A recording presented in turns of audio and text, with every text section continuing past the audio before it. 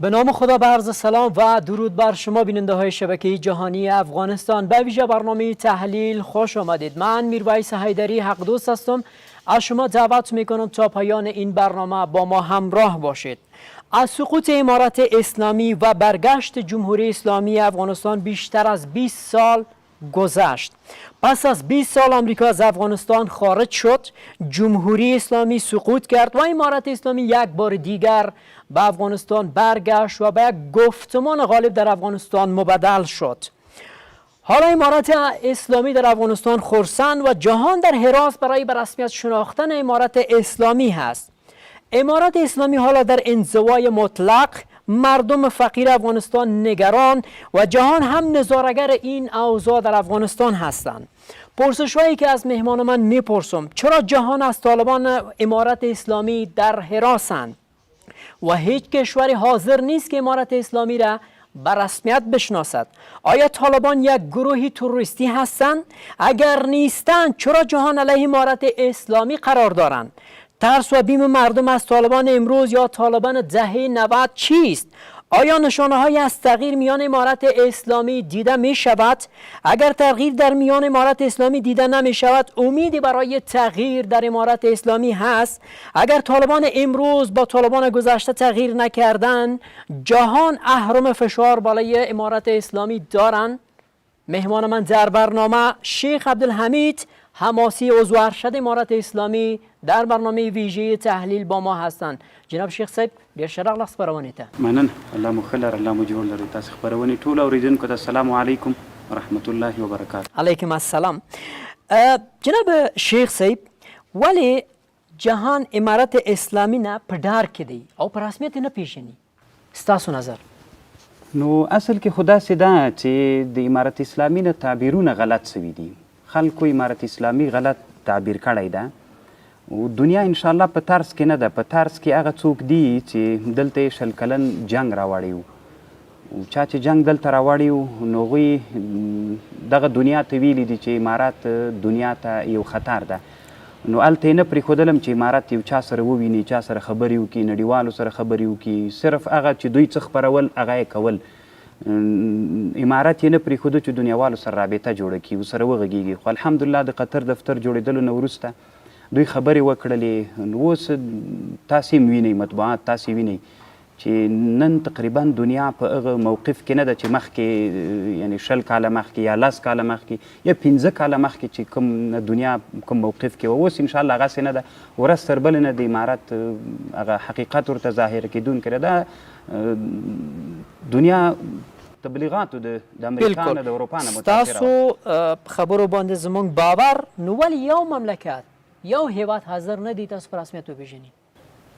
نو چې بیا هم زه درته وایم، اصل کې ټوله دنیا د امریکا نه ډارېږي. د امریکا تر حاکمیت لاندې دي. د امریکا سره هېڅوک هم تیزه خبره نسي کولی. کله چې امریکا یوه خبره وکړي هر څوک د هغې د ډار د وجې نه مجبوره ده بلې ورته وایي. بس دا لکه خو د دنیا ژوند هم داسې ده لکه د کلي یو ملک غوندې. نو چې ملک زورور وي چې هغې یوه خبره وکړه نو کلیوال به ټول بلې صاحب ورته وایي. نو دا ټول د امریکا زیر تسلط لاندې. امارت اسلامي د دغه کلي ملک ته نه ویلي و، خو تاسې ولیدل چې هغه ملک ته ویلي چې تاسې ملکي موږ دلته نه منو. هغه ملک یې تقریبا د افغانستان له کلي نه وویسته. ښه، اوس چې تاسو په مقابل کې ولاړ دی دا ملک نو ملک مون تقریبا دې ته هغه کړی مجبور ده. داسې یو حالت سره ملک هم واقع ده چې نور یې د موږ د مقابلې نه هم لاس واخلي. هغه ځکه چې دوی دلته کوم هدف دپاره راغلي و هغه لاس ته رانغی. چونکې افغانستان یو ښه اقتصادي هیواد هم ده، نه تنه امریکایانو ته، نورې دنیا دپاره هم. نو غواړي چې دلته اوس یو بل قسم سیالي وکړي، اقتصادي سیالي وکړي. نو کېدلی سي چې مقابله ونه کړي، په داسې یو بڼه کې دلته راسي چې هغه د اقتصادي هغه کې هم دی برخه واخلي. چونکې افغانستان یو غني هیواد ده د معادنو له لحاظه. او دی په سیمې کې رقیبان هم لري، مثلا چین ده او نور هیوادونه دي. نو د هغې په خاطر هم کېدی سي ډېر تقابل مقابله ونه کړي. جناب شیخ صاحب، تاسو غواړئ ووایئ چې تاسو د جګړې په ډګر کې کامیاب سلی، اوس د اقتصادي په جګړه کې مصروف هستئ؟ خو 2 جنګونه مو امریکایانو او اروپایانو سره کړي دي. هم مو نظامي ورسره وکړه الحمدلله چې دا ټول افغانانو دپاره افتخار و، هغه خو مات شول. سیاسي ډګر کې هم دوی ماته خوړلې ده. یعنی سیاسي نه اقتصادي منظور نه خو سیاسي کې یعنی ماته سوله پاتې سو اقتصادي مقابله اوس روانه ده نو دوی کوشش کوي چې داسې به سي واغسې به سي خلکو ته دا ذهن کې ورچي فقر به پیدا سي واغسې به سي ان شاء الله دغه بری به هم د افغانانو وي د اقتصادي میدان به مونږ ګټو. آیا داسې خو به نه وي چې اوس امارات اسلامي د یو تورستي ګروپ په شان جهان بولي؟ مونږ دې ته حیران یو تروریست ویل کېږي چاته ولې دنیا په دې ګونګه ده ولې دنیاوال د تروریست تعریف نه کوي که تروریست دې ته ویل کېږي چې یو څوک انسانان وزني نو خو راځئ دغه محاکمه به وکړو چې دلته امریکایانو ډېره وزنه کړې ده او که طالبان خو غیر له توپک نه غیر له بوشکې نه بل شی نه درلوده دوی هغه مدرنې وسلې ولې او هغه پرمختللې وسلې ولې نو که وژونکي ته سړی تروریست وایي نو بیا خو دوی تروریستان دي. دویم جنگ جهانی کې تقریبا 80 میلیونه کسان چې مړه دي 10 میلیونه پوځیان او 50 میلیونه عام انسانان مړه دي نو خو بیا خو تر ټولو نه دوی ډېر کړي دي. نو موږ نه څه غواړئ جناب شیخ صاحب یعنې تروریست امریکا دی؟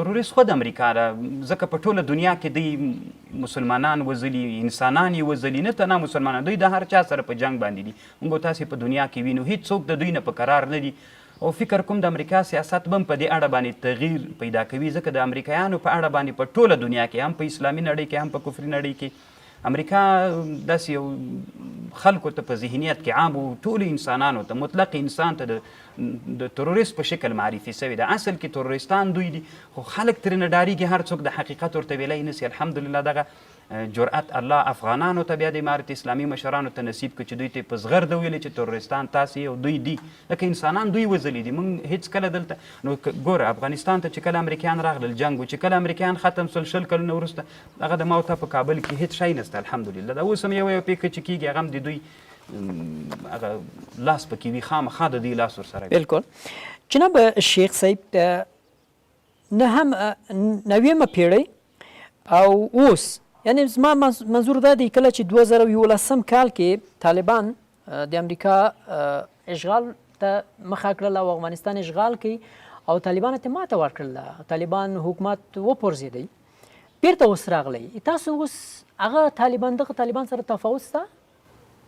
اصل کې داسې ده چې طالبان همغه طالبان دي. دغه رئیس الوزرا هلته هم د ملا عمر رحمه الله امیر المؤمنین ملا عمر رحمه الله دغه جایناست دی تقریبا ټول کار هغه وخت کې تیر امارت کې 20 کاله مخکې هم دکه ملا رباني رحمه الله چې وفات سو ټول زعیم و زعامت د ده سره و ملا صاحب په قندهار کې و بیا اوس هم هماغسې بدلون نه ده راغلی صرف دومره ده کوم بادشاه ووایي 2 کسان یې درلودل 2 ډاکټران یې ځان سره 2 معبرین یې درلودل. پاچا به چې خوب ولید دواړو معبرینو به تعبیر ورته کاوه. بیا یو ورځ یو سړی ورته راغی ورته ویلې چې پاچا صاحب د معبرین دي ساتلي دي د تنخوا ورکوي وایي څو وایي 1000 درهمه ورکوم بل ته 500 وایي خو دواړه تعبیر درته کوي نو ولې 1000 ورکوي بل ته 500 ده ورته ویلي وایي ما یو ورځ خوب لیدلی و چې د ما یو غاښ غاښونه مې ټول غورځېدلي یو ته ورغله ما ورته ویلي چې د ما خوب لیده چې غاښونه مې غورځېدلي د دې څه تعبیر ده وایي ده راته ویلي چې د دې تعبیر دا ده چې الله به د تا ټول اولادونه ولمسیان مړه کړي. بل ته چې ورغلم وایي هغه راته ویلي چې د تا به عمر د زمن او د لمسیانو دواړو نه ډېر وي. نو هغه چې فکر وکړو چې خبره خو دواړه یوه خبر ده خو یوه داسې خبره وکړه چې دغه بادشاه خفه نه سي یوه داسې وکړه چې خفه یې کړه یوه ورته ویلې ګوره چې د تا د لمسي اولادونه به ټول مړه سي. بل ورته ویلې د تا به دومره ډېر عمر وي له لمسیانو له زمنو نه به دې هم ډېر عمر وي. د دواړو خبرو یو هدف ده خو دا یو داسې یو تعبیر ده چې ښه تعبیر ده پاچا یې خفه نه کړ. تیر وخت کې موږ همدغه خلک ولو همدغه شی چې اوس غواړو هغه مو غوښتل خو هلته صرف تعبیر بدل و هلته مو تعبیر داسې و چې داسې تیز تعبیر راته بدلون نه ده نه انشاءالله اوس جهان نو ولې اوس منتظر دی تاسو باید تغییر وکړئ لږ بدلون راشي. دغه دنیا سره مو دغه تغییر کړی انشاءالله هغه د تعبیر تغییر مو انشاءالله کړی ده. نو زه چې څومره معلومات لرم کیدلی سي انشاءالله دنیا دا ورې په رسمیت باندې افغانستان وپیژني امارت وپیژني او په دې باندې انشاءالله کار روان ده. راکړه ورکړه دی جناب شیخ صاحب څه ورکوئ څه اخلئ؟ نو خو دا بیا وخت د پرېږدو چې خو وخت فکر نه کوئ چې نو خو ډېر لږ وخت تېر سوی دی. نو یوه میاشت کې ګوره چې کله دنیا کې انتخابات وي یو نوی نظام راسي هلته یعنې چې جوړ نظام وي بعضې انتخابات وسي بدلون راسي په میاشتو کار نه کوي. انشاءالله داسې یو کار نه کوو چې الله مکه چې افغانان نور پکې متضرر سي. سمه دی. د افغانانو خوښه وه، د افغانانو په ګټه باندې به اقتصادي اسلامي هر هغه چې د افغانانو پکې ګټې ولي هغه به بیا موږ الحمدلله دلته مشران لرو، په هر علما دي پوهان دي افغانستان کې، د هغوی نه به انشاءالله بیا مشورې وغواړو، داسې یو کار به وکړو چې موږ سمه ده. که تاسو موږ تغییر هم نه ده کړی، همغه طالبان یو، نو اوس یو مسله د جهان هر فشار لري تاسو باندې اقتصادي، ډېرې پیسې د خلکو د افغانستان د امارت اسلامي پیسې اوس کنګل شوي دي، صحیح دی؟ تاسو څه لرئ چې فشار پې باندې وارد کړئ چې تاسو په رسمیت وپېژنئ؟ یعنې دنیا نه موږ دا وغواړو چې بیا هم زه وایم نه هغه وایي نه پېژنم، که تاسو په رسمیت وپېژنم دغه شیان د ښځو حقوق، د بشري حقوق، نور مسایل په رسمیت وپېژنئ. خو د بشر حقوق تعریف دي وسي. ما مخکې مو ویلې چې دنیا نه تاسو دغه پوښتنه وکړئ د بشر حقوق څه معنا لري. اوس په تیر نظام کې عمولي صاحب ما ته ویلې چې په ریاست وزارت امور زنان کې موږ وو، هلته ما وایي پوښتنه وکړله چې فکر کوم 2 لک عریضې یادې کړلې، 2 لک عریضې دلته پرتې ولې. نو دا څنګه حقوق بشر ده؟ حقوق بشر ته خو تر ټولو نه موږ ډېر متعهد یو. 20 کاله کې دلته وزنې کېدلې چې موږ راغللو وزن تقریبا 0 ته راغلی دی. نو موږ نه پوهېږو چې دنیا د مواد مخدرو نه په ویره باندې ولا دنیا د مواد مخدرو په اړه باندې څومره میلیارد دلته مصرفول، اوس چې موږ په یو اعلان باندې 0 ته در رسوو، نو خو دنیا ولې تربګینات کوي؟ موږ دې ته حیران یو چې دنیا ولې تربګینات کوي. نو بیا به همغه خبرې یعنې تر اوسه نه پوهېږئ چې ولې تاسو سره دا مخالفت کوي؟ خو مخالفت خو ټول د اسلام په خاطر باندې ده، بلې هغه نه ده چې د اسلام یو اسلامي مترقي هېواد د دوی نه لورېږي. که داسې وایي چې کوم بل مقصد یې وایي، نو خو اوس بشریت دا به موږ یعنې مصلح کسان خیر د تاسې یوه جرګه په خپل تلویزیون کې جوړه کوي، هغه کوم خلک چې اعتراضونه کوي هغه به آزاد استدلال به وکړو چې موږ بشریت ته ډېر متعهد یو، که دوی بشریت ته ډېر متعهد دي. موږ دغه سره ډېر د نشهي موادو خدای وکړي چې هغه جرأت وکړي تاسو مقابل کې ودرېږئ. بالکل یې کوو، ودې درېږي موږ نه هغوی که دا جرأت وکړي خو ودې کې موږ بیا وایو چې موږ ګوره تقریبا 20 کلونو کې یعنې چې د موږ په ضد باندې تقریبا مطبوعات وو، یعنې دوی خو نارې وهلې چې آزاد دي. فکر نه کوم چې آزاد دي. 20 کاله کې هېڅ تر اخره پورې د طالبانو ویان ځان معرفي کوي، ذبیح الله مجاهد داسې وایي، غږ به یې نه هغه کوو. نو څومره تربګینات موږ سره سوی ده. که چېرته داسې یو آزاد بحث جوړ سي په هر بحث کې موږ به یعنې جناب مولوي صاحب تاسو ذبیح الله مجاهد نه پوښتنه کولی سئ اولین تلویزیون افغانستان د یوه تلویزیون چې هغه سره مرکه وکړه په جمهوریت کې چې حتی موږ باندې فشار هم راغی، نو خو تاسې به کړي وي، خو دا خو صحیح ده، خو تاسې به کړي وي، مننه هم د تاسې نه، ځکه به تاسې کړي وي چې تاسې ما ته دلته کور ته راغلی، نو دې نه معلومیږي چې خدمت مو کړی ده. خو عام مطبوعات که تاسې فکر وو یو اړخول ټول یو طرف، موږ ټول افغانانو ته ټولو مطبوعات والا ته دې ته اعلان کوو چې موږ داسې خلک نه یو چې څوک په خبرې وکړي، حق خبرې وکړي ویې ډار کړو. ما نه بله ورځم یو تلویزیون وایي تاسې تنقید منئ، موږ تنقید حقیقت ته رسوي. کله چې نقد نه وي، یو نقد چې څوک په چا باندې وکړي نو هغه ته سړي ور فکر سي، هغه سړی هغه د حق ورکولو ته هغه سي. موږ تنقید ته ډېره مننه. منو یې. جناب شیخ صاحب زه پوښتنه کوم چې اشرف غني ولې وتښتېدی؟ ولې دا پوښتنه در نظر کوم چې څه رقم یو افغانستان تسلیم کړي؟ نو څه ووایم، کاشکې نه وای تښتېدلی، کاشکې نه وای تښتېدلی.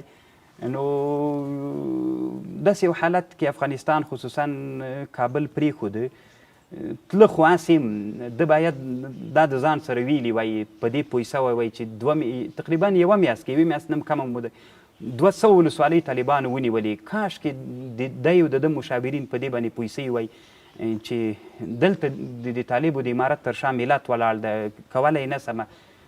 الحمدلله بیا هم شی نه دي ضایع سوي، خو بیا هم هغه د ملت موټر، د ملت ټانګونه، د ملت وسلې، د ملت یو څه پیسې، یو څه نور داسې شیان هغه به نه و ضایع سوي. کاشکې د یو عزت کار کړی وای. په د اخر کې ویلي وای چې راسئ زه تاسو ته د حکومت تسلیموم، نور دې ما تر وسه نه کېږي. نو عزت به یې مو لکه نور چې دلته دي ډېر هغه د تیر رئیس جمهور او بعضې د تیر کابینو د تیر حکومت کسان دلته ستا شتون لري. کاشکې دم داسې کړي وای. اوس خو زه فکر نه کوم خدمت یې وکړي امارت اسلامي ته نه هېڅ خدمت یې نه ده کړی خدمت خو یو وارې امارت اسلامي ته نه تاسو ده وایئ چې جنګ یې ونه کوي نو نه جنګ خو یې وکړه تر هغه وخته پورې جنګ وکړه چې نور کېده نه جنګ خو یې دومره جنګ وکړه حتی یعنې یو سپین ږیري په حیث باندې چې دی سپین ږیری و مناسب د دپاره دا و چې د یو څه نرمه لهجه کارولې وی تر اخره پورې د جنګ نغارې وهلې تسلیمي خو یې نه ده کړې دا خو تاسو ویلې چې د چا فشار لاندې و فشار خو د جنګ لاندې و فشار د موږ د فشار لاندې و زور ورباندې الحمدلله په 4 ولایتونو کې دومره کلک مقاومت روان و او د ټولو افغانانو مقاومت روان و نو صحیح د بهرنۍ هغه به هم ورباندې وي خو اصل کې فشار د موږ فشار ورباندې خب داسې ویل کېږي چې اوس جو بایدن هم اعتراف کوي چې ما هغه ته ویلې چې ما ته قوله کې زه جنګېږم جنګ یې ونه کوي نو ولې قول ورکړی و چې زه تاسو سره زه جنګېږم نو بیا ونه جنګېد دا ښه کار وکړو که بد نو زه نه پوهېږم چې کوم چې کېدی نه ده جنګېدلی زه په لوګر کې وم تر لوګره پورې موږ سره دا ملګري و 15 نفره طالبان د لوګر په جنګ کې شهیدان سوي نو 15 کسان هغه علما دغه د وطن حافظان هغه د وطن قدرونه یعنې تنها په لوګر کې شهیدان سوي نور خدای پوه سو چې کېږي نه قومنده وشکېدله بل ملت سره جنګ دلته خو مخکې امریکایانو تیارې ولې د هغې سره نه کېدله ځکه موږ تش لاس ولو نو کله چې هغوی خلا را ماباندې ته سوله جنګ یې کړی په پوره معنا باندې جنګ کړی د دومره ظلم په افغانستان کې د اشرف غني د ادارې لاندې سوی چې ملت بیخي زه بل اوس غزني ولایت ته تللی وم نو یو سپین ږیري ما ته ویلې وایي حماسي صاحب د یوه خبر واوره موږ جواری خورو موږ لوږه تیرو خو بیا موږ د دنیا سره داسې معاهدې چې موږ افغانان خرڅو په هیڅ معنا یې نه منو ډیره زیاته مننه بیننده‌های محترم وقفه کوتاه آماده نشر است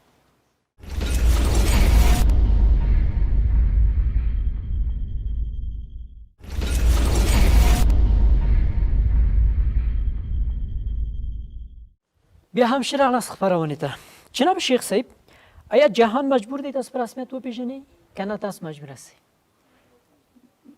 داسې ده چې په کلي کې ژوند کوې نو د کلي ژوند د احتیاج له دواړو طرفونو نه وي نو کلیوالي ژوند او همسایه‌توب ژوند یو همسایه بل همسایه ته محتاج وي نو د موږ او د تاسې د دنیا ژوند هم داسې ده لکه کلیوالي ژوند غوندې یو څه موږ محتاج یو څه دوی محتاج دي موږ هم محتاج یو ځکه نن دنیا ډېره پرمختللې دنیا ده باید موږ دنیا سره تګ و راتګ وکړو نو موږ هم دنیا ته محتاج یو او دنیا هم موږ ته محتاجه ده ځکه ما مخکې درته ویلې چې دلته افغانستان یو ډېر غني هیواد ده معادن لري نو دنیا هم موږ ته محتاجه ده کله چې دوه احتیاج سره یو ځای سي هغه نظام به انشاءالله دوام کوي نو تاسې ټول افغانانو ته تاسو تلویزیون لارې نه وایي افغانان دي تشویش نه کوي انشاءالله چې احتیاج ستا ده نو د مونږ کار به انشاءالله الله نه بندوي سمه ده جناب شیخ صاحب اوس تاسو اوس خلک هم نه پوهېږي چې جهان تاسو په تګلارې مخ ته لاړ سئ که تاسو جهان په تګلارې باندې مخ ته لاړ سئ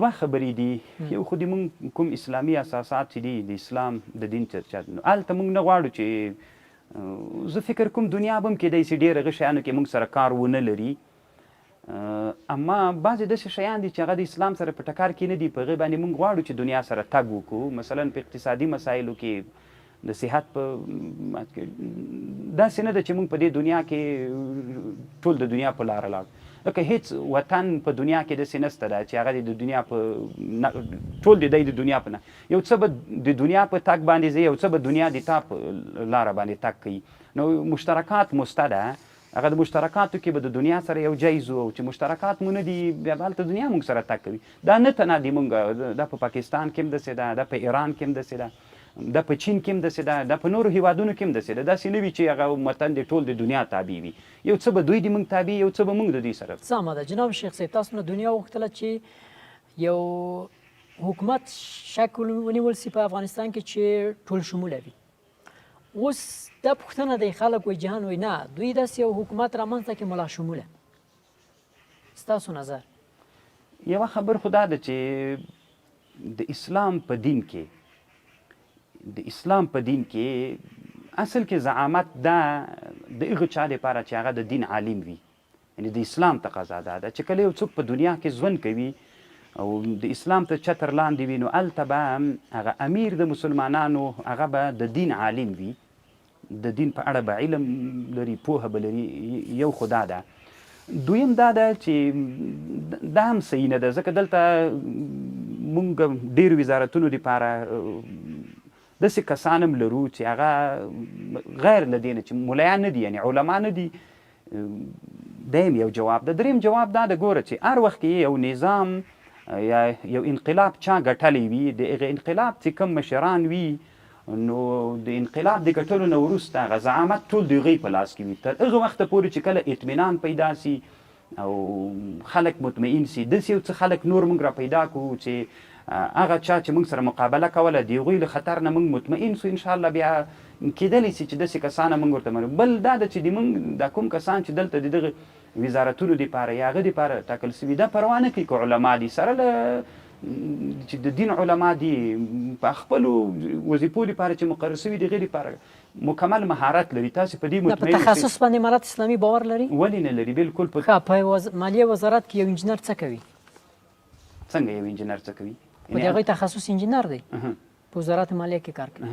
نو خو ګوره داسې ده چې ما مخکې درته ویلی چې داسې نشي کېدلی چې داسې فکر تاسې مه کوئ چې یو سړی دی په یو شي کې معلومات ولري تخصص دې کړی په بل شي کې د معلومات ونه لري. زه اوس د دین عالم یم په کیمیا کې الحمدلله معلومات لرم په فیزیک کې لرم بیولوژي کې لرم په طب کې معلومات لرم. تخصص نه لري په یو مضمون کې تاسو تخصص ولرئ. تجربه لرم. ګوره کله کله داسې وي دا علم چې دنیا ته راځي اوس طب د موږ تاسو چې د طب نه بحث کوو طب دنیا ته چې راغلی ده یا طب چې موږ بحث کوو د طب د راتللو درې عوامل دي. یا به طب د حیواناتو نه زده سوی ده یا علم د طب په تجربیاتو باندې ده یا الهامي ده.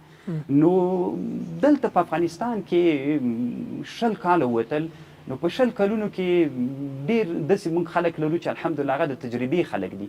خیر ده که دلته تخصص نسته ده یعنې د سند له لحاظه ډېر موږ داسې کسان وینو تخصص لري اما په حقیقت کې هېڅ شی نه لري. هلته په مقابل کې بیرته د تجربې هغه دي.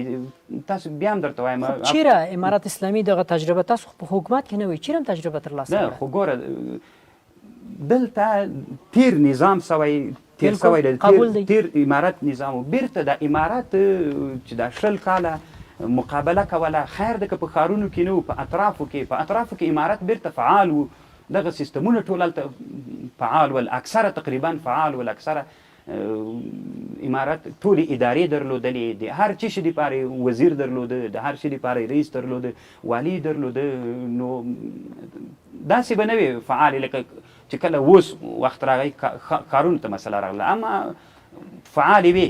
نه خو پخوا حکومت کې هم دغه انتقاد و چې معدن شناسي یا زراعت به ویلې په وزارت خارجه ته به واستوي رشوت و فساد و جهان کې دغه فساد ډېر لوړ نمرې کوم افغانستان و.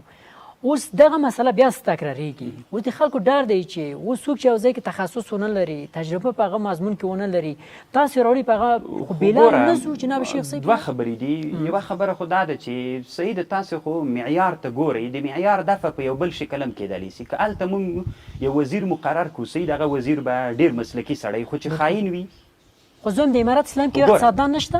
زه یې درته وایم که داسې چل وسي ما مخکې درته ویلې زعامت کله چې چا یو انقلاب وګټه نو د انقلاب ګټونکی به زعیم وي صحیح د نور کسان به وي خو چې رهبري مسله مطرح کوي چې رهبري په چا باندې اعتماد لري هغه سړی دی بیا بل کار کېدای سي.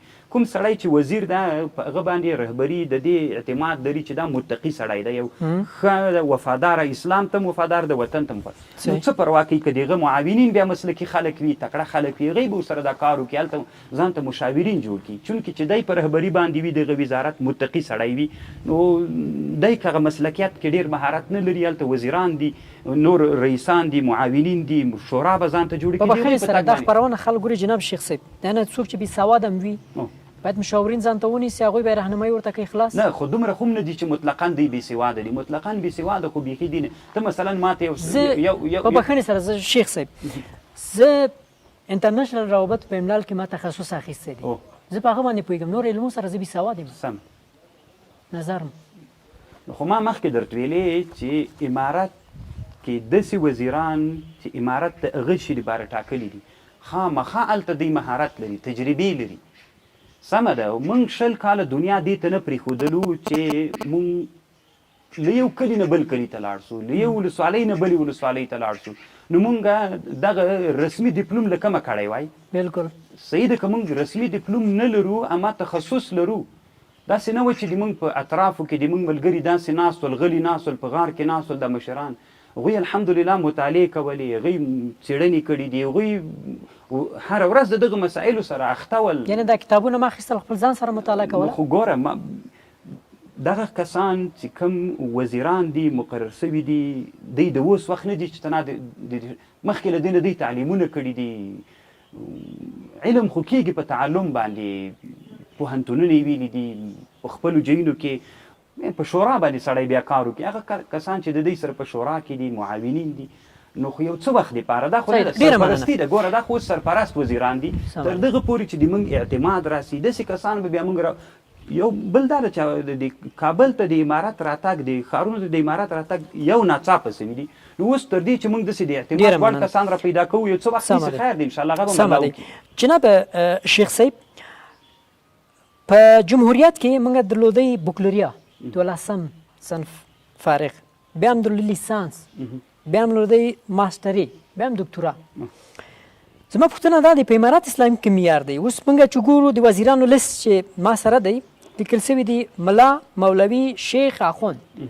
دا مترادف دي دغه هغه دی که نه؟ دا فرق لري، څه تفاول لري؟ خلک پوسي پې باندې نه اصل درجې شته؟ ولې نشته ده؟ خو بیا موږ ګوره دغه یو لوی دلیل د دې ده چې د موږ په اړه باندې مکمل معلومات خلک نه لري. لکه څنګه چې په دنیا کې د علومو مراتب شته ده، مرتبې دي، داسې موږ په اسلامي دین کې هم مرتبې لرو. د طالبي مرتبه ده، د مولایي مرتبه ده، د مولیتوب مرتبه ده، د شیختوب مرتبه ده، او د دکتورا مرتبه ده. په موږ خپله کې اوس د دکتورا مرتبه شته ده، خو افغانان نه دي دې ته پرېښودل سوي نه دي. دلته 20 کاله په بخیر سره جناب شیخ صاحب، اوس چې دغلته اوس ملا وایي دغه د بکلوریا دی، یعنې 12 صنفه پورې دی مکتب ویلی دی، مولوي چې وایي لیسانس کچه دی، مثلا د دکتورا، دغه خلکو ته معلوم څه رقم دی؟ نه خو ګوره موږ تقریبا په مدارسو کې یا د دین په مدارسو کې هغه څوک چې تقریبا سند یې فکر کوم د 14 سره برابر وي، چې تېر امارت کې هم داسې و. کله چې یو سړی مولوي کېږي، دا مولوي چې کله د مدرسې نه فارغېږي فکر کوم دا به د 14 سره، یعنې د مکاتبو د 14 سره معادل وي، دغه سره برابر. او د لیسانس نو بیا خو هغه د دکتورا مرتبې دي، د شیخ الحدیث مرتبه ده، چې دا هغه لوړې مرتبې دي. بیا نو اوس تاسو چې شیخ هستئ، صحیح دی؟ تاسو کومه رتبه دی؟ دکتورا؟ نه، دکتورا خو دلته ما درته ویلې، دکتورا موږ په افغانستان کې د دیني مدارسو دپاره تر اوسه هغه نه درلودل. یعنې په پوهنتونونو کې به ول، خو دیني مدارسو کې نه ول، ځکه د موږ امکانات نه و برابر. دا په هغه کې دی چې برنامه کې چې داسې یو معیار وټاکل سي چې خلک پوه سي چې دا ملا دغه درجه زده کړې لري. ګوره اوس په افغانستان کې تقریبا په افغانانو کې صحیح د دکتورا په نوره دنیا کې ده. دکتورا یعنې یو تخصص ده په دواړو سترګو، چې تاسو جهان سره یو رقابت کوئ که نه. اما د شیخ الحدیث مرتبه هم تقریبا په افغانستان کې یعنې دیني علم کې یوه لوړه رتبه ده. دلته غټه رتبه تقریبا اوس چې عامه استعمالیږي دا ده. د دکتورا لفظ هم دلته په قرار راوړل سوی. داسې علماو الحمدلله د موږ وو چې هغه په پاکستان کې، په دیوبند کې، په مصر کې، په جامع اسلامي د مدینې منورې کې یا نورو جامعاتو د دنیا نه چې فارغ ول تخصصات یې کړي ول، نو هغسې دکتوران موږ دلته لرو په دین کې. بالکل دغه موضوع. جناب شیخ صاحب، رئیس الوزراء د امارت اسلامي ملا محمد حسن اخوند، صحیح؟ زه نه وایم چې هغه کار نه کوي، هغه کار کوي، هغه پوه سړی دی. خلک دا پوښتنه کوي ولې ساکت دی، خبرې نه کوي؟ نو چې تېرو بچیانو خبرې کولې نو څه شی وکړل؟ نو ډېرې خبرې څه ضرورت ده؟ باید سړی کار وکړي. نو خبرې خو د دې معیار نه ده. ملت څه شی غواړي؟ د خلکو نه خدمت. نو که ونه غږېږي څه خبره ده؟ اوس تاسو خندورې خبرې خلک اوري، زه اورم، فکر نه کوئ نیاز دی؟ خو خیر ده، دا خو د انسانانو طبیعتونه دي، ضرورتونه دي. بعضې خلکو خبرو ته ضرورت وي، د بعضې خلکو خبرو ته ضرورت نه وي.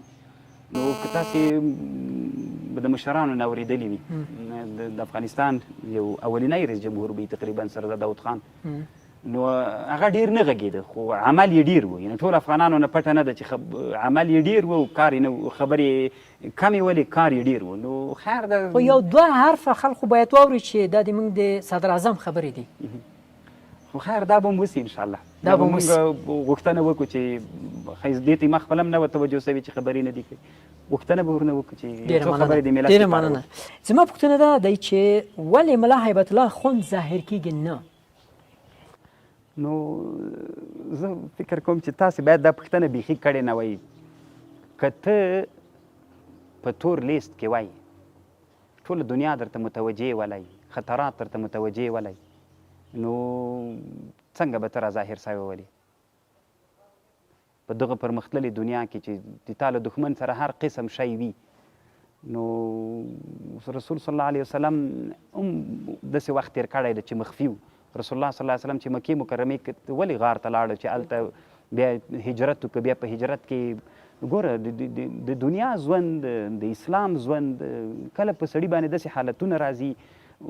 اوس د امارت حتی خلکو به دا لا نه منله چې ذبیح الله مجاهد یا د امارت اکثره مشران دا یوه معما بلله، خو الله داسې ورځ راوستله چې هغه راښکاره سول او خلکو ولیدل. الله به انشاءالله دغه لمر هم راوخیزوي. ستا خبرو ته بیخي احترام جناب شیخ صاحب. بل یوه خبر داسې ده که نه، موږ په علم کې یو بحث کوو، سړی ترقي له ادنا نه اعلا ته کوي. نو موږ دغه هم ډېر لحاظ و، کرا به د خوشحالۍ او د امیدونو به د افغانانو کرا راکوو. نه خبره خو تا سره منو جناب شیخ صاحب چې حضرت محمد مصطفی صلی الله علیه وسلم داسې وخت هم راغی چې غار ته لاړې، هلته پټ سو، نو کله چې بریا ته ورسېدې ظاهر سو. رسول علیه السلام چې کله صلی الله علیه وسلم چې کله فتح د مکې م کوله په کتیبة الخضرا کې چې یوه زرکسیزه دلګۍ وله، نو د هغې په منځ کې روان و، یعنې څنډې ته هم نه تله، په منځ کې تله، چونکې خطرات متوجه ول. کله بیا چې مکه مکرمه هغه تسلیمیانې ټولې وسولې او مکه مکرمه ټوله فتح سوله، 2000 کسانو ټول بیعت وکړه، هغوی ته عفو وسوله. بیا رسول علیه السلام پس له هغه نه یعنې بیخي سم ظاهر سو چې دښمنیانې ختمې سولې. نو کرا به انشاءالله ختم شي. یعنې دا به را ظاهر شي انشاءالله، خلکو ته دا امید شته انشاءالله چې خپل رهبر بلکل دې باندې مطمئن اوسېږي. رهبر په اړه باندې چې خلک فکر کوي چې یا به څنګه وي، یا به خدای نکرده دروغ یا به وینه، دا بیخي مطمئن اوسېږي. رهبر به انشاءالله راښکاره سي. افغانانو دغه امیدونه. یو شخصي پوښتنه، تاسو لیدلی؟ نه لیدلی مو نه.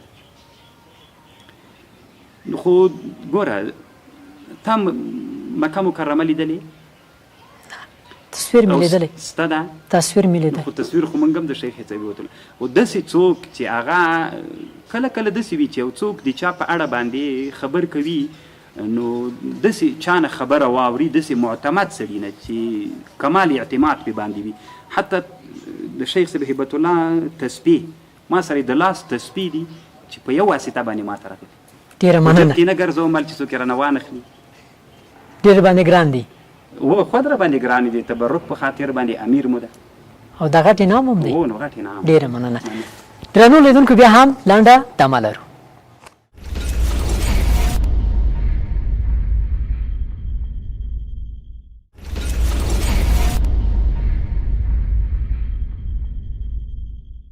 بیا هم ښه راغلاست خپرونې ته. جناب شیخ صاحب، د افغانستان پایتخت کابل دی، سمه دی؟ خبرونه دي چې وایي د افغانستان پایتخت قندهار ته ځي. ملا هیبت الله خو هم په قندهار کې دی.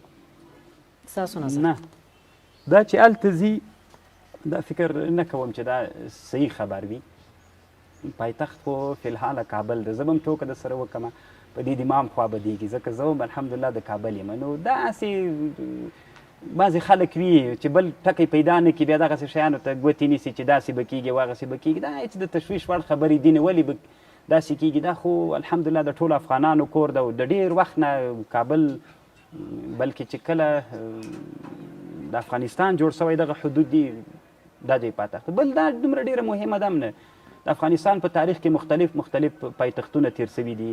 غزني یو وخت کې پایتخت تېر شوی ده، قندهار تېر شوی ده، اوس کابل ده. دا به انشاءالله چې د عام افغانانو خوښه نه وي، امارت هم هغسې کار نه کوي. عام افغانان به مشر ملا قندهار کې و، اصلا کابل ته رانغی، ارګ ته بیخي رانغی. هغه مسله بیرته تاکید. خیر ده، دا خو دا معنا نه لري. خو ټوله چارې د ارګ نغه وخت کې عملي کېدلې. وزیران دلته ول، وزارتونه دلته ول. که هغه دلته نه وم څه مشکل نه لري، څه پروا نه کوي. اوس هم که شیخ صاحب هلته ده، نو ټول وزارتونه دلته په کابل کې فعال دي. بله.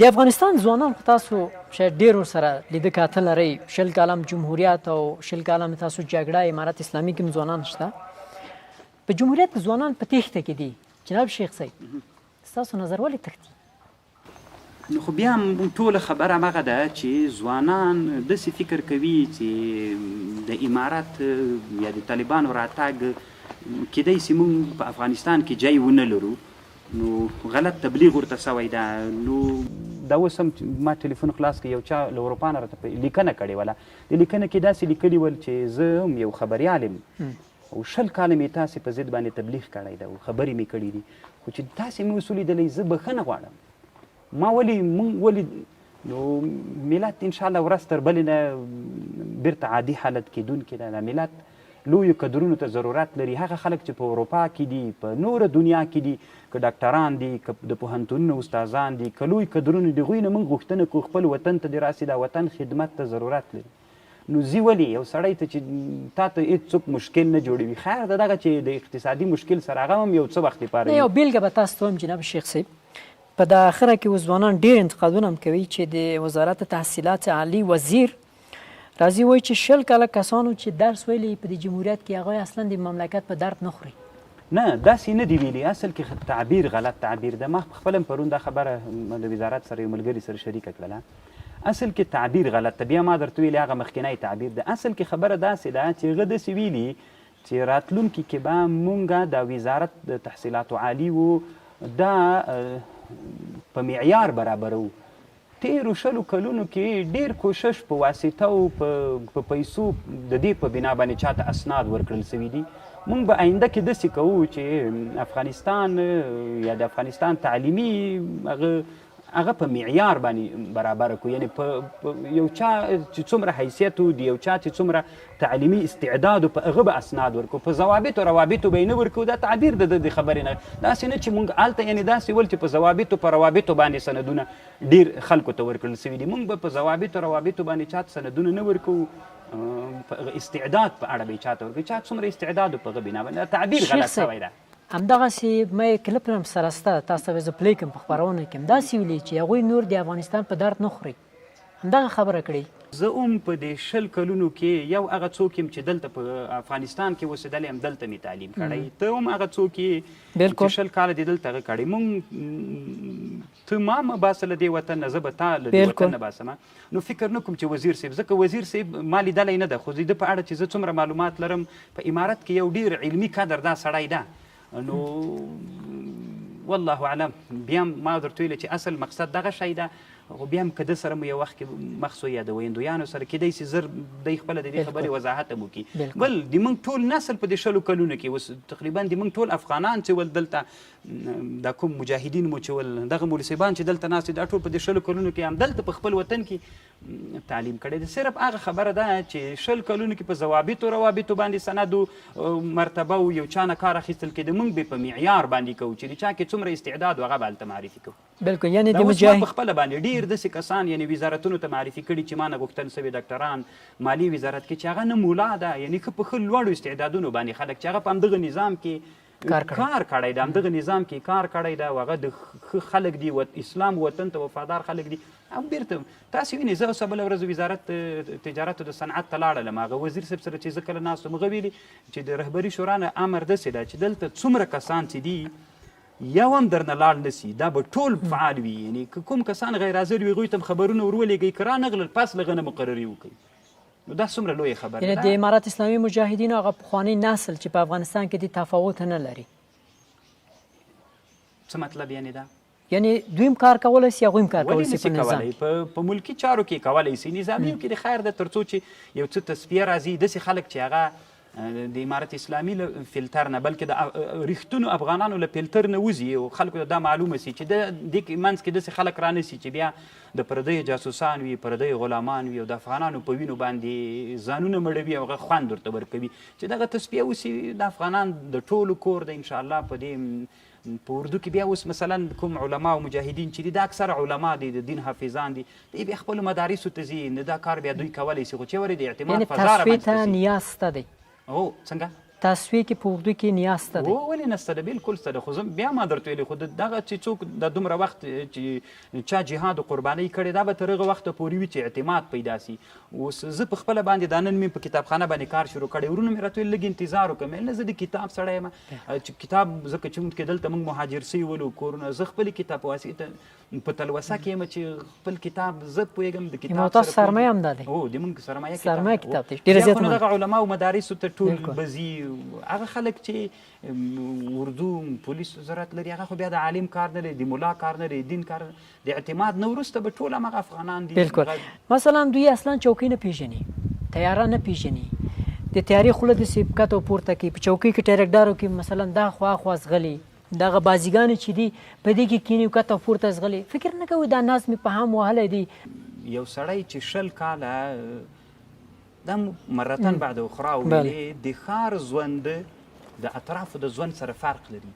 20 کاله دغه مجاهدین ښار ته نه دي پرېښودل سوي، هغه نه تیاره نه دي لیدلې. د افغانان داسې ول چې تیاره به روانه وه، هلیکاپټره ټول به ورته راووتل. یو وخت کې چې امریکایان نه وي راغلي ول، نه یې ولیدلې. په افغانانو یو وخت کې داسې حال تېر سوی و چې موټر به کوم کلي ته نوی راغی. ما ته یو چا ویلې همدغه حکومت کې یو 2 کاله مخکې نورستان ولایت ته یو چېرته وایي موټر لاړ، نو چې نورستانیان راته بیا په غوسه نسي، وایي 2,000 روپۍ هغې ته شیریني ټوله سوله چې خلکو ورباندې وشیندله، پیسې خلکو ورکړلې.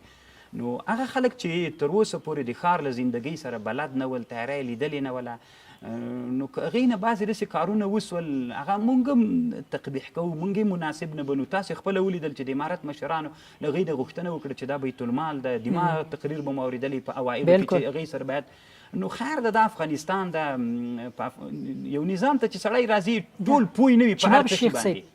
په بهر کې ډېر بد انعکاس کوي. موږ امارات اسلام ته دا نیاز ده چې دا اصلاحات باید زر تر زر راولي. ستاسو په نظر مهم نه دی امارات اسلامي ته؟ نو خو زه هم وایم د دې مونږ په دې یعنې تر تاسې نه دې ته دې مونږ ډېره خواپې باندې بدېږي، باید داسې کړنې ونسي.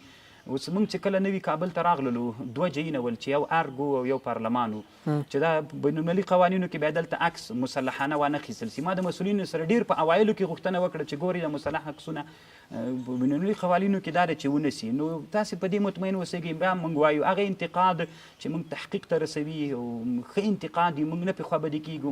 د موږ مشرانو هم غوښتنه کړې د تیارې په هغه باندې رازنګل یا په چوکیو کې، دا موږ هم تقبیح کوو.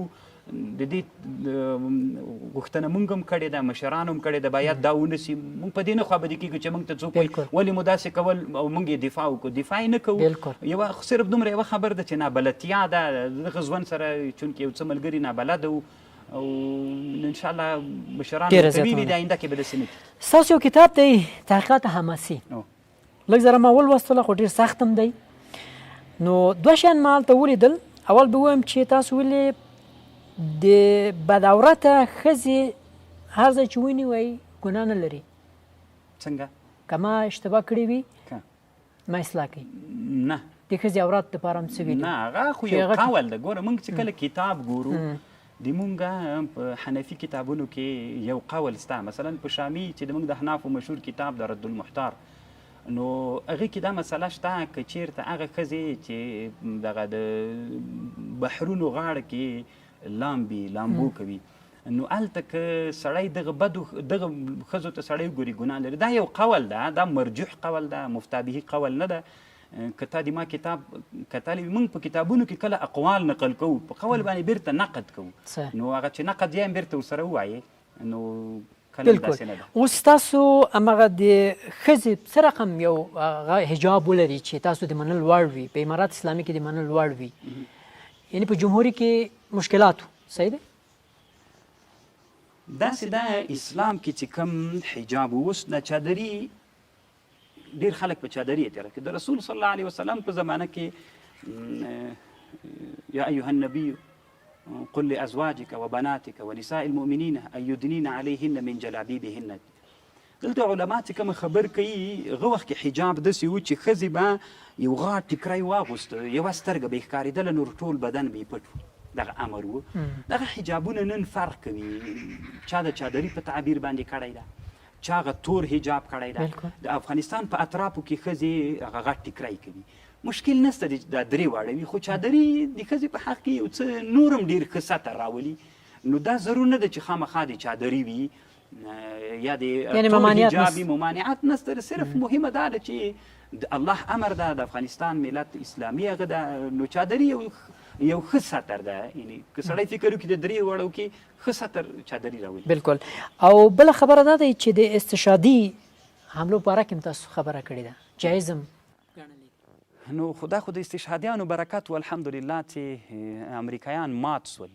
د امریکایانو د ماتې هغه چې ول استشهادیان ول، او الحمدلله په استشهادیانو کې د ما سکا د تره زوی د ارګ په سی آی ای باندې استشهادي عملیاتو کو چې تر اوسه پورې موږ د دې انتظار کوو چې دغه بدن به چیرې وي، ځکه دوی ته په لاس ورغلی موږ ته بیرته د موږ دا یو لوی کرامت ټول افغانانو ته وایم، ټولو دنیاوال دې واوري چې ولې دنیاوالو یا دغه خلک چې دعوې د بشریت کولې یا د جنیوا د کنونسیون خبرې کولې، ولې د موږ مړي نه راکول، ولې د موږ شهیدان نه راکول؟ خو دوی په دې باندې پوهېدل چې د دوی په شهیدانو کې یو څه شته. اوس به هم تاسې بله ورځ لیدلي په مطبوعاتو باندې هغه خپاره سول. اوس هم د دې نظام تیر نظام خلکو نه غوښتنه کوو چې د موږ شهیدان مو استشهادیان مو چېرته ښخ کړي، موږ ته جای راوښیي، انشاءالله موږ ورځو مطبوعات به مو غواړو هغه به خراب سوي نه وي. ځکه موږ نو استشهادي چې نه وایي دا دین ټول الحمدلله علماو په مخ باندې به په بخښنې سره شیخ صاحب په جمهوریت کې ویل غونډو علماو هغه وخت هغه کوو چې نسته. کوم علما؟ د جمهوریت علما. د جمهوریت علما خو ټول د ډالر علما ول، هغه علما ول چې د امریکایانو اشغال تل دلته راواغلي. اوس چې امارت اسلامي سته دا په کوم ځای کې دي چې خلک یې وګوري چې بالاخره بلې حضرت محمد مصطفی صلی الله علیه وسلم ولي چې تاسو استشهادي وکړئ؟ دا خو اوږدو بحثونو ته ضرورت لري. هلته په کلام یې ووایي موږ ته. نه خو ګوره داسې چل ده، موږ په ټولې مسایل داسې نه یو چې په دین کې صراحتا راغلي وي، هلته موږ اجتهادونه کوو. یعنې حضرت محمد صلی الله علیه وسلم نه دي ویلي؟ موږ د رسول صلی الله علیه وسلم د صحابو په خلافتونو کې د قسطنطنیې په فتح کې د صحابو صحابي راخیستلی ده، هلته کومه کلا چې وه د هغې منځ ته یې وراچولی ده. ګوره استشهاد او فدایي حمله کول که سړی تنه ده د بدر جهاد مطالعه کړي، د بدر په جهاد کې چې کله مبارزې ته به چې کافر راووته، له دې طرف له مسلمان راووته، یو د بل سره مقابله کوله، دغه استشهاد و. دا د دښمن منځ ته ورتلل ول، په زرګونو کسان به ولاړو، یو کس به مقابلې ته وروته. مثلا د خیبر په جهاد کې علي رضی الله عنه د غزوه خندق کې چې 10,000 کافرانو یو صحابي مقابلې ته وروته، دا استشهاد و. دغه یعنې تاسو هغه تعبیر دی؟ هغه تعبیر دی، هغه یعنې داسې موثق حدیث آیات نشته؟ نه خو دا موثق حدیث ده که نه چې هلته به د رسول الله السلام زمانه کې نه حضرت محمد صلی الله علیه وسلم هلته موټر ونه، هلته باروت ونه. خو رسول الله صلی الله علیه وسلم په غزوه خندق کې ورسره و، په غزوه د خیبر کې رسول الله ورسره و.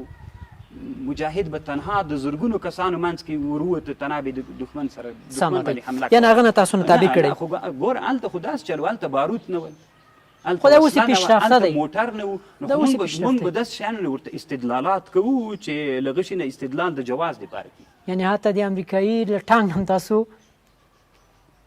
د استشهادي هغه جوړه کړې، په باندې معامله وکړله. جوړه مو کړل الحمدلله. دی پیشرفته، دی پیشرفته. جناب شیخ صاحب اوس خو تاسو امارت اسلامي بریا ته ورسېدلی، سمه ده، غونډ جهان هم مات کوي تاسو په قول باندې، او جنګ دریمه جهاني ونو چې تاسو بریا ته ورسېدلی الحمدلله. ملي ټلویزیون نمایش ورکوي د استشهادي موټر بم د بوشکو، بیا توقع لري چې جان تاسو په رسمیت وپېژني؟ ما مخکې درته ویلي تنه موږ هم دنیا ته نه محتاج نه مو دې پېژني. ولې د دنیا ډېر خلک چې کله یو شی جوړ کړي دوی ولې خپل شیان معرفي کوي. اوس مثلا ایران به راواخلو، ایران یو اسلامي هیواد ده، اټوم هم نه جوړوي. ولې د دنیا د دومره مشکلاتو سره مخ چاته خطر ده؟ ولې خطر ده؟ نه داسې په رڼا توګه ووایي د امارت اسلامي غټ قوت استشهادي دی؟ فی الحال استشهادي ده. دا به د دوی نه پوښتنه وکړي، کوم وخت کې الله زمینه مساعده که میلر نه پوښتنه وکړه.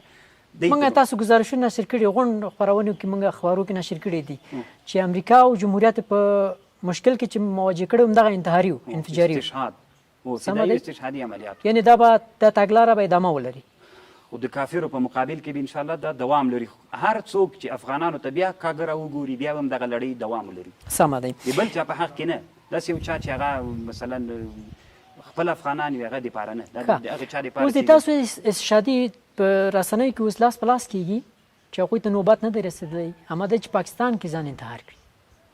نه، دا څوک داسې دي؟ افراد وي جذبې کوي خبرې کوي او بیا دا معلومه نه ده چې رښتیا به هغه طالبان وي که به نه وي د رهبرۍ تاییدوي هېڅکله نه تاییدوي نه نه تاییدوي نه دا د مشران هېڅکله د دې ځکه موږ هلته معاهده کړې موږ اسلام ګوره موږ چې دا 20 کاله مقابله کړې موږ ته دلته امریکایانو هر څه راکول د قطر په دفتر کې یعنې که یوه اډه موږ دوی ته ورکړې وي دی هر څه موږ ته راکول هر څه به ترتیب هم برابر نظام هم برابر اما موږ اسلام ته ډېر متعهد یو د اسلام هر هغه ته انشاءالله متعهد یو چې کوم عهد مو کړی ده هغه عهد به انشاءالله نه ماتېږي.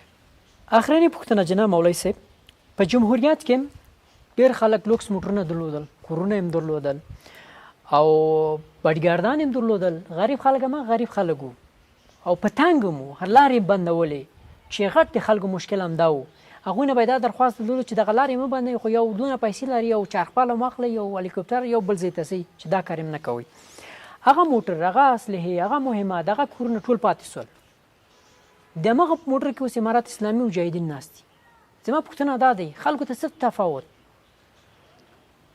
نو یوه خبر خو به هسې د ګپ غوندې د سره وکړم چې یو چا زرې موټر لیدلی نه وي یو چا 20 کاله پکې ګرځېدلی وي نو خیر د یو میاشت خو د هغه هم پکې وګرځېږي څه پروا کوي. او دویم دا د خیر د بیا موږ افغانانو ته وایو ټول ملت ته وایو یعنې زه به درته قسم وکم چې تر اوسه پورې چې کابل ته امارت راغلی نه یې ما ته یوه روپۍ راکړې نه زه تر اوسه د امارت په موټر کې ګرځېدلی یم زه په شخصي موټر کې ګرځم. منظور مې تاسو ناست دی منظور مې تاسو ناست زه د موږ نور مشران هم دغسې دي یو موټر کې اوس بله ورځ ما یعنې یو غټ سړی د امارت ډېر غټ سړی یو باډیګارډ ورسره زوی ورسره یو دی تنها موټر بله ورځ د امارت یو بل وزیر دلته راغلی و 3 نفره ملګري ورسره نو خیر ده داسې نه اوس خلک دا پوښتنه د جناب شیخ صاحب زه دا درته وایم اوس یوه خبر دا ده چې دلته ګوره 20 کاله ووتل 20 کاله بلکل 20 کالو کې دا اوس ماته نن چې ما سره چا وعده کړې وای د دشت لیلې نه څه مجاهدین راتلل ملاقات یې کو د قندهار نه کو د هرات ولایت نه د راتګ د خوست ولایت 20 کاله کې هغوی کابل ته راغلي نه دي نو هغه چې 20 کاله اوس د کابل ته راځي بیا د کابل د ژوند سره به په ټول عمر 20 کلونو کې سړی ځواني 20 کاله کې هغه دلته کابل ته راځي خیر د تاسې یو 2 میاشتې انتظار وکړئ بیرته به حالت عادي کې موږ جناب شیخ صاحب وګرځېږي. خلک دغه پوښتنه کوي چې اوس خو نه جنګ شته نه انتحار شته نه انفجار شته او جنګ او جګړه هم امریکایان هم نشته نو څه ضرورت دی چې دوی په دغه لوکس موټرو کې ځي خیر د بل ټیټ موټر کې لاړ شي د یو لکسس د یو ورځې تیل د یو فامیل د 2 فامیلو یو میاشت خرڅ شي. ما مخکې درته ویلي موږ موافق نه یو چې باید داسې ونسي رهبري به م انشاءالله دې ته توجه خو ما مخکې درته ویلي چې افغانستان ډېر لوی افغانستان د مخکې خو په کابل کې چې اوسېدل صرف به د حکومت یو څو پولیس به یو اوس ټول افغانستان آزاد شوی ټول افغانان غواړي چې دلته راسي نو دا ټول بیروبار د هغو ډېره مننه د بیروبار هغوی جوړ کړی لږ چې دومره وسي چې هغه خلکو د کابل لیدل ځکه کابل د دوی ارمان ده د افغانانو یو ارمان ده نه یې د لیدلی کابل یې نه ده لیدلی چې دا د دوی ارمان یې ورې پوره سي د خپل وطن زړه یې نه ده لیدلی دا یې چې ولیده انشاءالله حالت به بیرته عادي کېږي. بیا هم د مشرانو نه موږ غوښتنه کوو چې هغه څوک چې د ملت تیل عبث مصرفېږي باید داسې ونسي موږ بالکل دا د ملت هغه بلو بیا هم تر هر چا نه موږ ځان ورته متعهد بلو. ما زموږ کامرامن چې راتلو په سړک منځ کې د امارت اسلامي موټر ولاړ دی لیواس راځي غیر مستقیم دغه مجاهد هم بیا توفک د خواخوا هم کوي چې موږ ته ډېر درداور ده پوښتنه موږ له هغه ځای نه واخیستل هغه هم دغه په دې افغانانو کې دا کار وسو چې تاسو نه پوښتنه وکړه چې دا څه ضرورت دی. بیا موږ ګوره موږ تر هر چا نه باید د تاسې ټلویزیون لارې نه بیا غوښتنه کوو د یو عالم په حیث غوښتنه کوم د امارت ملګرو نه چې هر څوک وي باید تک په لاره باندې قانوني وکړي کومه لاره کې چې ته بند راغلی غیر قانوني په هغه لاره باندې باید بیرته شاته رانسي هلته انتظار وکړه چې که لاره درته خلاصه خو لاړ به سي نو هغه چې ترافیک قوانین دي د هغې نه باید سړی خلاف ونه کړي. موږ خپله په کتابونو کې حوادث المرور یا د تګ آداب لرو په هدایه کې موږ چې رواخ د کتاب الجنایات مستقل فصل فی المرور یعنې هغه وخت کې خو د موټر نه ول دا د بګانو لاسونه ول دي دا ټول موږ لرو. اخرنی پیام جناب شیخ صاحب بیا هم دغه یوه غوښتنه کوم چې د تلویزیون د لارې نه مجاهدینو نه غوښتنه کوو چې د الله په خاطر چې ملت باید خوابدی نه سي هغه کارونه د ملت سره وسي چې ملت پرې خوابدی کېږي هغه کارونه مه کوئ هغه کارونه وکړئ چې ملت ورباندې خوشحاله کېږي غیر قانوني